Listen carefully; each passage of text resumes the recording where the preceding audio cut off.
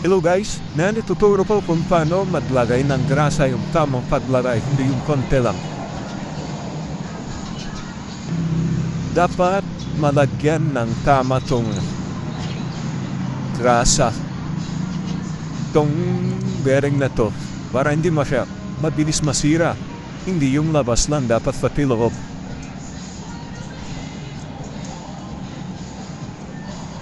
Ganyan dapat pumasok yung grasa sa loob ng bearing para hindi agad masira yung mga knuckle bearing ng motor.